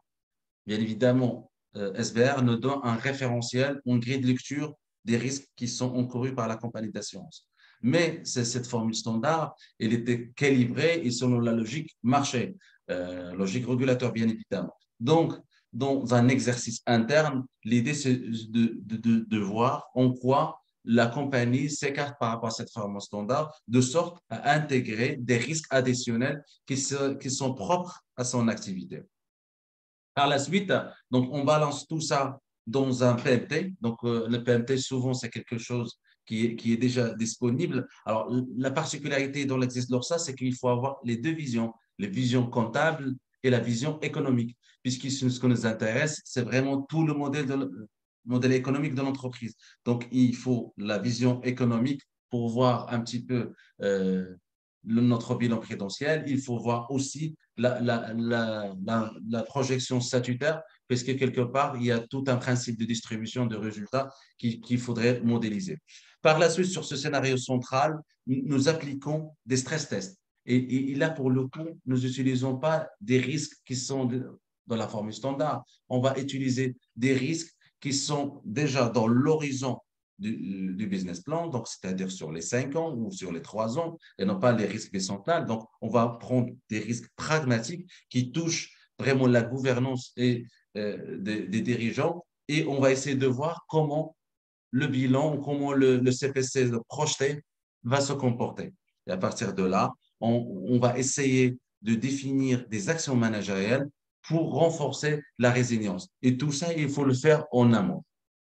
Après, il y a la 6e étape, c'est tout le reporting qui est aux alentours de cet exercice, notamment avec les parties prenantes et le suivi qu'il peut y avoir.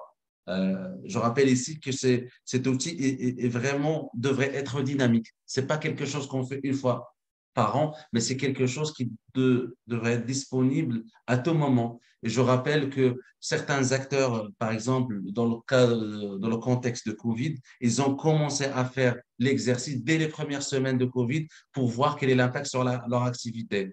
Pareil, là, avec le contexte particulier de l'inflation, certains acteurs l'ont tourné leur ORSA en infra-annuel pour voir un petit peu les impacts. Et c'est ça la cible qu'il devrait y avoir, c'est vraiment cette boîte à outils qu'on peut utiliser à chaque fois qu'on a une déformation de notre profil de risque par rapport à des événements internes ou des événements externes.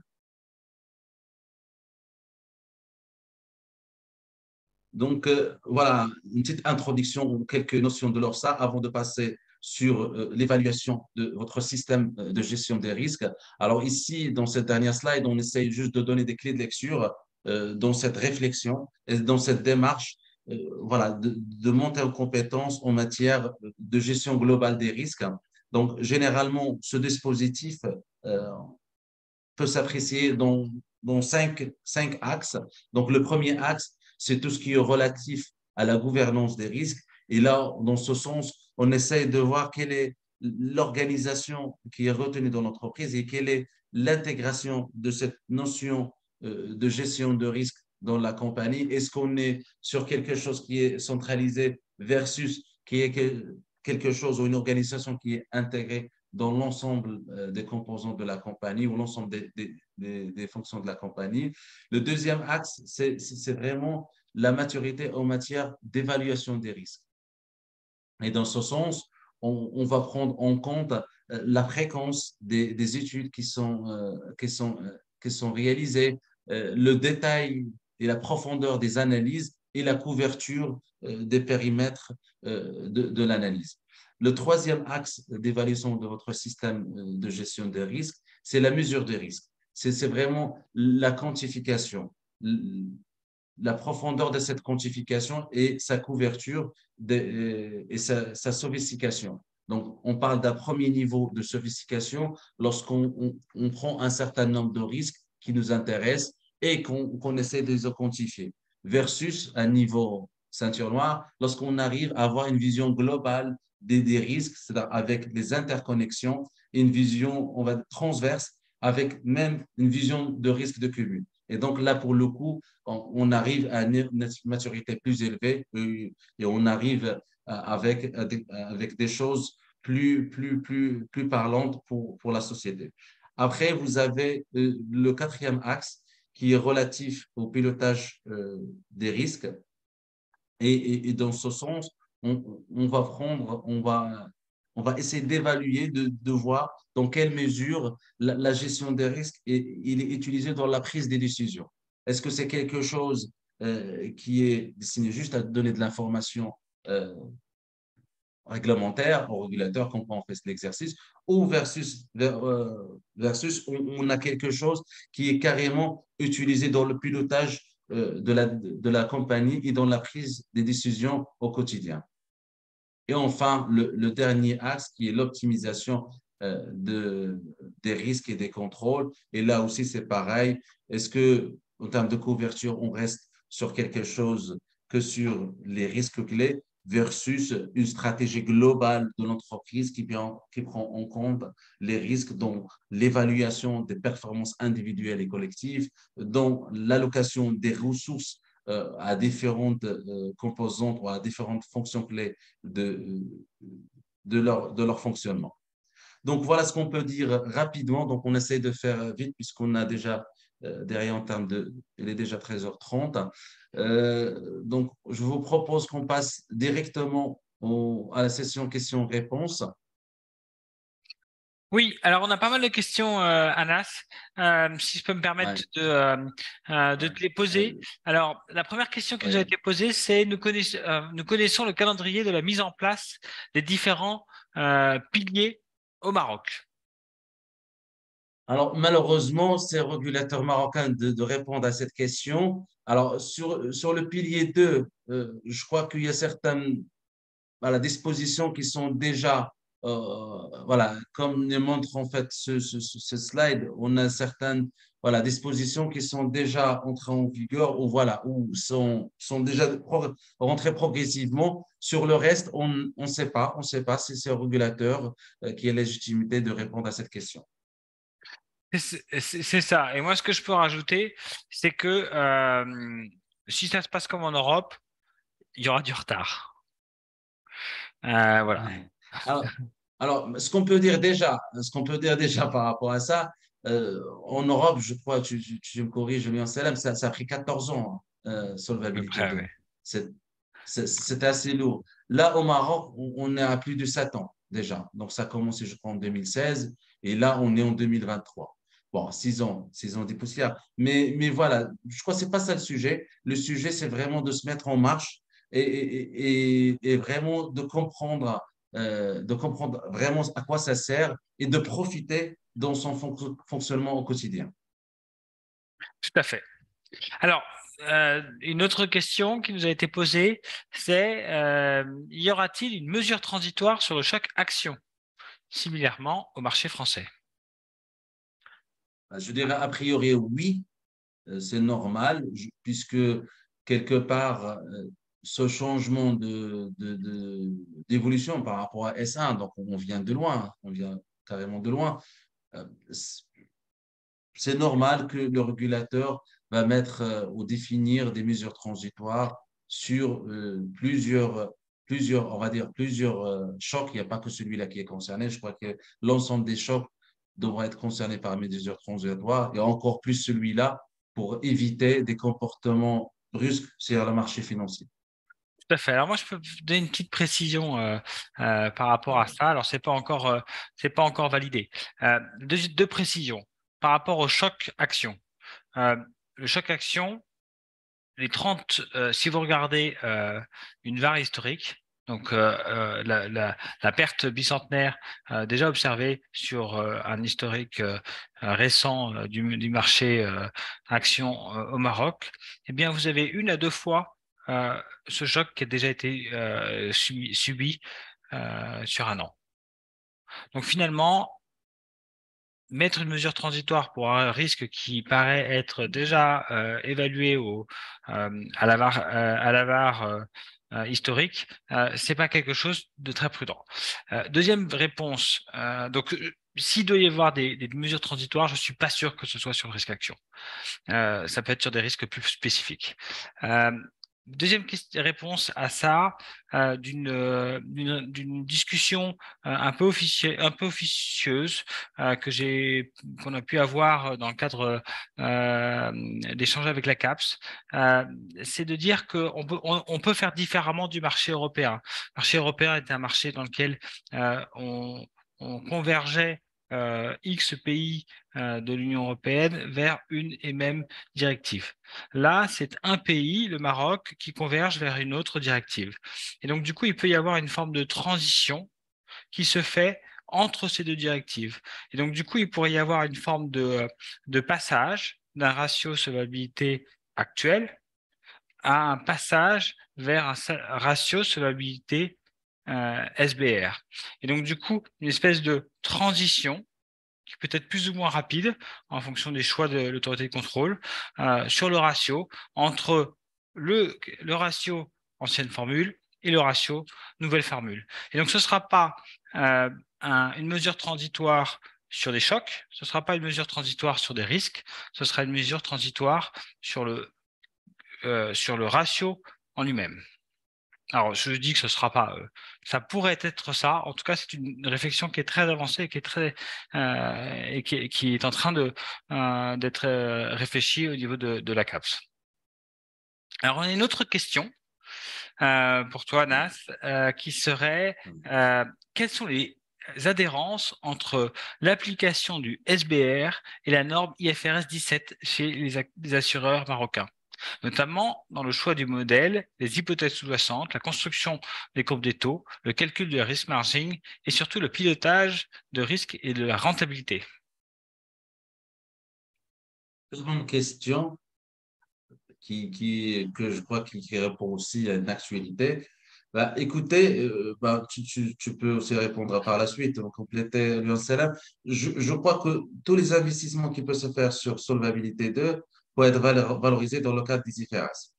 Euh, ne serait-ce que si on prend la nature du marché marocain, qui est un marché qui est guidé par la non-vie, si on était un marché de vie, je dirais que oui, mais aujourd'hui, quand on a les problèmes de qualité de données, oui, c'est déjà sur la vie.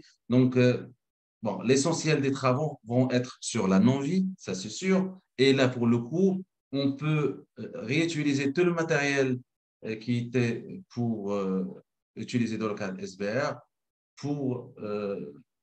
dans le cadre des IFRS 17. Maintenant, bien évidemment, il y a toujours des choix techniques qui peuvent se faire voilà, chez chaque acteur qui fait qu'effectivement, on peut dévier. Mais c'est déjà une très bonne base, ne serait-ce que moi, si je reviens en arrière, déjà d'avoir une B6 qui tient la route, c'est pas mal, hein, déjà. C'est pratiquement 80% à 75% des passifs. Donc, des besticimètres qui tiennent la route, qui sont bien évalués avec des méthodes standardisées, avec des outils, avec de la documentation, c'est déjà pas mal. Après, vous avez la marge de risque. La marge de risque, là, c'est pareil. Dès le moment qu'on commence à avoir des leviers d'appréciation avec des causes de capital ou avec des quantiles ou avec des percentiles, bref, on commence à avoir des grilles de lecture. Et donc, on a le matériel nécessaire pour entamer ce type de sujet.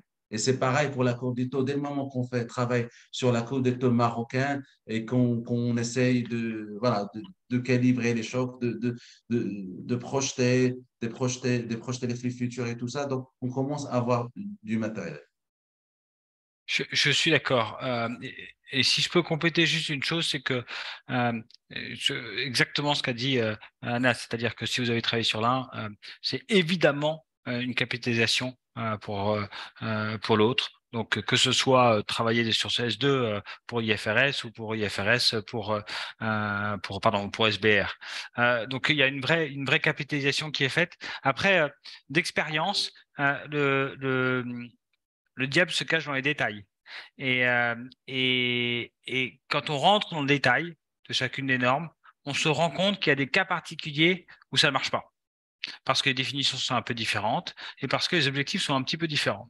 Et je vais donner un exemple. Alors évidemment en vie, c'est pas la même chose puisque c'est pas les mêmes cadencements et les mêmes dégagements de marge.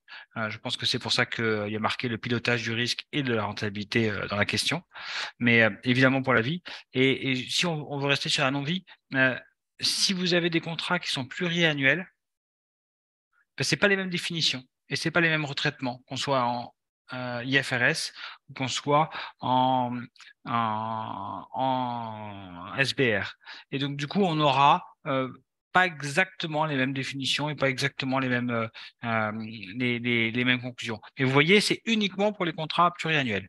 Donc finalement, oui dans l'ensemble, mais attention, le diable se cache dans les détails. Alors, autre question. Y a-t-il une libération, une libération des GSE? Je ne sais pas trop ce que veut dire libération. Donc, calibrage spécifique des modèles financiers par les acteurs. Alors, le GSE, ce n'est pas les générateurs de scénarios économiques. si. Alors, les générateurs de scénarios économiques qui sont utilisés dans le cadre des modèles vie. Aujourd'hui, vous êtes en formule qui va être un peu plus fermée, donc vous êtes pas en stochastique. Donc, du coup, dans tout cas, dans ce que propose le régulateur, à moins que vous mettiez votre propre modèle en place.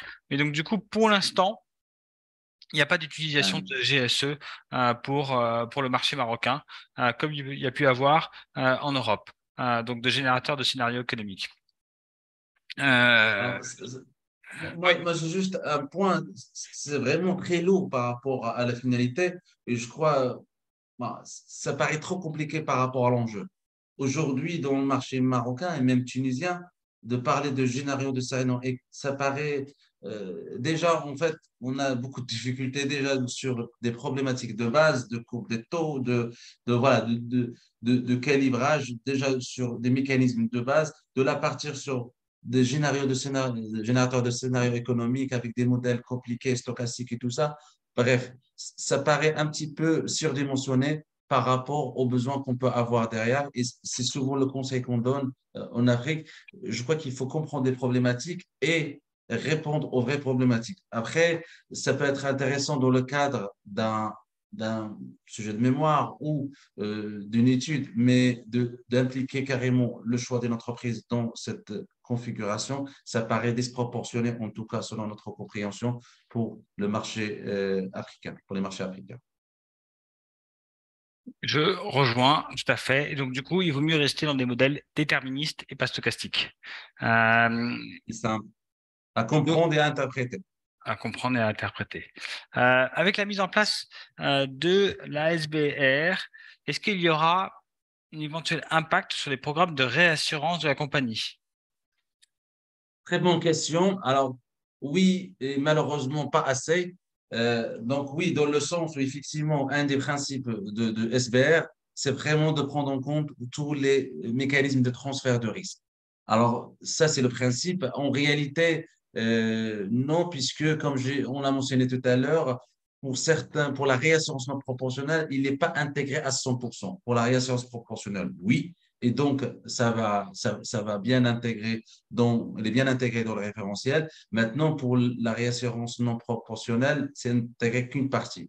Donc, oui, est-ce que ça va générer des changements? Oui. Alors, c'est sûr. Aujourd'hui, même si on parle d'une moyenne marché de 250% comme marge de solvabilité, donc le marché est assez capitalisé, mais quoi que le soit, il y aura des disparités entre les acteurs. Et demain, d'autres acteurs peuvent avoir besoin de capacité. Et donc, peut-être que le besoin de réassurance deviendra plus important. Donc, deuxième effet, c'est qu'effectivement, en termes d'optimisation, l'outil SBR donne vraiment des grilles de lecture pour optimiser cette réassurance. Et donc, effectivement, ça peut amener à faire des études d'optimisation de la réassurance en fonction de ce qui est apporté par cet outil SBR. Je confirme et ça a été une vraie évolution aussi sur le marché français. Pas tant que ça parce que pas autant qu'on nous le pensait, mais quand même assez importante sur le marché français. Sur le marché français, il y avait aussi un effet qui a fait que ça n'a pas été une si grande révolution. Euh, c'est que la directive qui était mise en place sur la BT2 amenait les acteurs à un ratio moyen à hauteur de 250%. Et donc, du coup, ils n'avaient pas besoin obligatoirement de recapitalisation. Ce qui sera peut-être pas le cas sur le marché français pour le marché marocain pour tous les acteurs. Et donc, ce besoin en recapitalisation sera important et donc le rôle de la réassurance. Après, Anas t'a dit, dans une des critiques qu'on peut faire dès à présent sur le premier projet de la SBR, c'est la prise en compte de la réassurance non proportionnelle, puisqu'elle n'est pas suffisamment ou pas bien prise en compte, puisqu'elle ne sera pas prise en compte en termes de réduction de la volatilité, mais uniquement en termes de réduction du volume de primes. Et c'est vrai que ça, c'est un peu dommage, et ça nécessiterait peut-être une plus grande, un peu plus de technicité pour pouvoir faire en sorte que la réassurance joue à 100% son rôle et soit plus importante. Alors, il y a une dernière question. Oui. Alors, pour le risque de réserve, quelle variable vous avez utilisé pour estimer le coefficient d'agrégation, le coefficient de corrélation? Par exemple, pour le risque action, les variables sont les rendements historiques. On utilise la corrélation entre des indices boursiers et les différents risques. Donc, qu'est-ce qu'on en a utilisé? Alors, je ne sais pas si tu veux répondre ou je peux répondre si tu préfères. Vas-y. En fait, c'est les SP. Ils ont utilisé un peu comme ce qu'on a utilisé, enfin un peu en Europe, c'est ce qui avait été utilisé, c'est-à-dire que on avait regardé la corrélation de la sinistralité sur un marché et la corrélation avec un autre marché. Donc c'est des rendements historiques. De la même manière, ils avaient les résultats historiques et c'est ce qu'ils ont utilisé pour calculer ces matrices de corrélation. Après, je sais que le régulateur a utilisé la même chose sur le marché marocain. Je reprécise ce qu'a dit Anas et qui est assez important. En revanche, ils le précisent quand on discute avec eux. Et on a eu la chance avec Anas de discuter avec eux. En fait, ils nous précisent que et Vanessa a déjà pu préciser aussi dans son webinaire, mais euh, il y a un choix qui a été fait. Il y a un choix, c'est-à-dire que les données n'étaient pas suffisamment robustes pour pouvoir avoir une vraie matrice de corrélation et pour pouvoir avoir des modèles qui étaient suffisamment statistiquement cohérents. Et donc, du coup, ils ont utilisé des pas de 25, un peu comme au marché français. Ils ont même réfléchi à un moment à prendre des pas de 50 pour dire que ils étaient dans une vraie réflexion assez large en termes de calibration de ces matrices de corrélation. Et autre chose, ils ont souhaité